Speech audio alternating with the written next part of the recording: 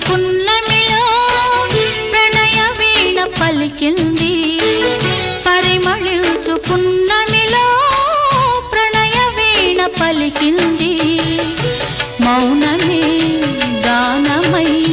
మధుమాస వేళలో మౌనమే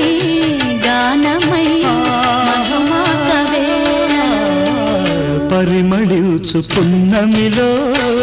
ప్రణయ వీణ పలికింది